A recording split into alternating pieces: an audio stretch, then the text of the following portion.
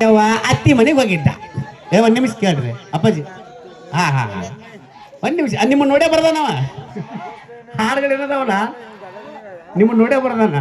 ಅದ್ಭುತವಾಗಿರ್ತಕ್ಕಂಥ ಸಾಹಿತ್ಯಗಾರ, ಒಳ್ಳೆ ಅದ್ಭುತವಾದಂಥ ಗಾಯಕ ವೀರು ಜಮಖಂಡಿ ಅತ್ತಿ ಮನೆಗೆ ಹೋಗಿದ್ನೇವ.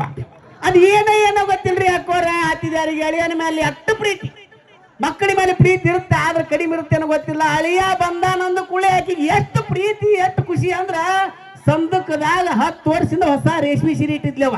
ಒಟ್ಟು ಉಟ್ಕೊಂಡಿದ್ದಿಲ್ಲ. ಏನು ಹೊಸ ರೇಷ್ಮೆ ಸೀರೆ ಉಟ್ಕೊಂಡ್ಲು, ಕೊಳ್ಳಾಗ ಬೊರಮಾಳ ಮೇಲ್ಗೊಂಡು ಹಾಕೊಂಡ್ಲಿ, ಏನಕ್ಕಿನ ಸಡಗರ ಸಂಭ್ರಮ. ಆ ಕಡೆಮ್ಮೆ ಕಡೆಮ್ಮ ಕಡೆಮ್ಮೆ ಕಡೆಮ್ಮ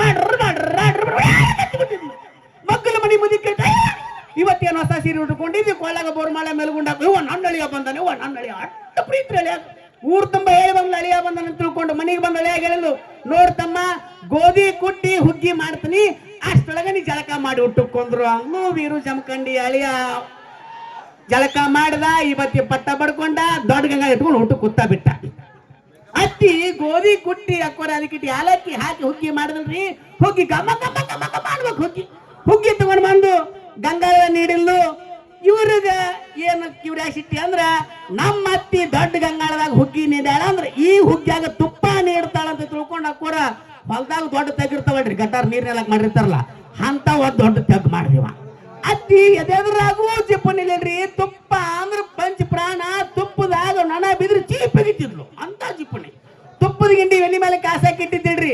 ಇನ್ನು ಚಮಚಲ್ಲಿ ನೀಡಿದ್ರೆ ಭಾಳ ಬೀಳತ್ತು ಅಂತ ತಿಳ್ಕೊಂಡು ಸೂಜಿ ಮನೆಯಲ್ಲಿ ಇಡ್ತಿರ್ಬೇಕು. ಅದೇ ತಿಳ್ಕೊಂಡು ತುಪ್ಪದ ಗಿಂಡಿ ಒಲಿ ಮೇಲೆ ಕಾಸಾಕಿ ಇಟ್ಟಿದ್ರಿ. ಹಿಂಗ ತಗೊಂಡು ಬಂದು ಅಳಿಗಿನ ಗಂಗಾಳ ನೀಡಾಕತ್ತಿದ್ಲು.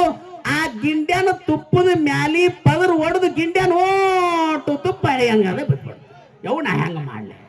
ತಿಂಗಳಾನಗಟ್ಲೆ ಬೆನ್ನಿ ಕಾಸ್ಕೊಂಡು ಕೂತಿದ್ದೆ. ಅಳಿಯ ಅಂತಾನ, ಅಳಿಯನ್ ಮುಖಾಮ್ ನೋಡ್ತಾಳ, ಗಂಗಾಳಂ ನೋಡ್ತಾಳ, ಅಳಿಯನ್ ಮುಖಾಮ್ ನೋಡ್ತಾಳ, ಗಂಗಾಳಂ ನೋಡ್ತಾಳ. ಇವ ಅಳಿಯ ಅಂದ, ಯಾಕೆ ಬೇಕು ಹಿಂಗ್ಯಾಕೆ ಮಾಡಾಕತ್ತಿ ಅಂದ. ಅತ್ತೆಂದು ತಮ್ಮ ಬಾಳ ದಿವ್ಸಕ್ಕೆ ಬಂದೆಲ್ಲ ಜೊತೆ ಕೂತು ಊಟ ಮಾಡಂಗಾಗ್ಯದ ಅಂದ್ಲು. ಯಾರು ಬೇಡ ಅಂತ ತರಬೇತಿ ಕೂಂದ್ರ ಅಂದ. ಅಕ್ಕೋರ ಹತ್ತಿ ಕುಂತ್ಲು, ಗಂಗಾಳ ನೋಡ್ತಾಳ, ತುಪ್ಪ ಊಟ ಏನ್ ಕಡೆ ಆಗ್ಯದ, ಅದನ್ನ ಹೆಂಗಾರ ಮಾಡ್ತಾನ ಕಡೆ ಮಾಡ್ಕೋಬೇಕು. ಅಕ್ಕ ನೋಡಿಲ್ಲು, ತಮ್ಮ ಸುದ್ದಿ ಗೊತ್ತಿಲ್ಲ ನನಗ. ಏನೈತಿ ಅಪ್ಪ, ನಿನ್ನೆ ರೋಣಿ ಮಳಿತಮ್ಮ, ದೊಡ್ಡ ಮಳಿ ನಮ್ಮ ಹೊಲದಾಗ ಆಗೈತಮ್ಮ. ನಮ್ಮ ಹೊಲದ ಒಡ್ದು ನೀರು ಕೆಳಗಿನ ಹೊಲಕ್ಕೆ ಬಂತಂತ ತಿಳ್ಕೊಂಡು ಹುಗ್ಗ್ಯಾನ ಒಡ್ದು ತುಪ್ಪ ತನ್ನ ಕಡೆ ಮಾಡ್ಕೊಂಡ್ರಾಕಿ. ಇವ ಅಳಿಯ ಬಲೆ ಶಾನೆ ಅವು 100 ಹಳ್ಳಿ ಅಡ್ಡಾಡ ಬಂದಾನವ. ನೋಡದ ಇವ ಅಂದ, ನಮ್ಮ ಅತ್ತಿ ತುಪ್ಪ ಕೂತಾಳ, ಈ ತುಪ್ಪ ಹುಗ್ಗಿ ಆಡ್ಬಿಡ್ಬಾರ್ದು ಅಂದಿವ. ಎತ್ತಿ ಸುದ್ದಿ ಗೊತ್ತಿಲ್ಲ. ಏನತ್ತಮ್ಮ ಅತ್ತಿ, ನಿಮ್ಮ ಊರಿಗೆ ಬರಾಕತ್ತಿದ್ನೇವ, ಇಲ್ಲೊಂದು ಕ್ರಾಶ್ ಆಕ್ಸಿಡೆಂಟ್ ಆಗ್ಬಿಡ್ತು.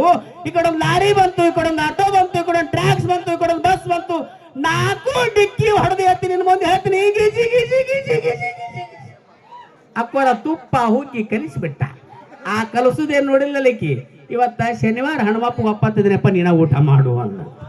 ಹಂಗ ಅನುಭವ ಅನ್ನತಕ್ಕಂಥ ಅಡಿಗೆಯನ್ನ ಮಾಡಿಸಿ, ಅಮೃತ ಅಂತಕ್ಕಂಥ ಇಂಥ ಹಾಸ್ಯ ಸಂಗೀತ ನೃತ್ಯದ ರಸಮಂಜರಿಯ ರಸದೌತನವನ್ನ ತುತ್ತು ಮಾಡಿ ಉಣಿಸುವಂತ ಕೆಲಸವನ್ನ ಇವತ್ತು ಮಹಾಲಕ್ಷ್ಮಿ ಜಾತ್ರಾ ಕಮಿಟಿಯ ಹಿಟ್ನಾಳ್ ಅವರು ಮಾಡಿದರೆ. ಒಂದ್ಸಾರಿ ಪ್ರೀತಿಯ ದೊಡ್ಡ ಚಪ್ಪಾಳೆಯನ್ನು ತಟ್ಟುವ ಮೂಲಕ ಮತ್ತೊಮ್ಮೆ ಅವರಿಗೆ ಹುರಿದುಂಬಿಸಿ ಆಶೀರ್ವದಿಸಿ ಅಂತ ಹೇಳ್ತಾ, ಈಗ ಒಂದು ಸುಂದರವಾದ ಸೊಗಸಾದ ಗೀತೆಯನ್ನ ತಮಗಾಗಿ ತೆಗೆಕೊಂಡ್ಬರ್ತೀವಿ. ನಮ್ಮ ಉತ್ತರ ಕರ್ನಾಟಕದ ಜವಾರಿ ಜನಪದ ಸರ್ದಾರ ವೀರು ಜಮಖಂಡಿ ಒಂದು ಅದ್ಭುತವಾಗಿರ್ತಕ್ಕಂಥ ಗೀತೆಗೆ ಧ್ವನಿ ಆಗ್ತಾರೆ. ಅದಾದ್ಮೇಲೆ ಒಂದು ವಿಶೇಷವಾದ ದಿನೇಶ್ ಅವರು ಚಿಕ್ಕಮಗಳೂರಿಂದ ಆಗಮಿಸಿದ್ದಾರೆ.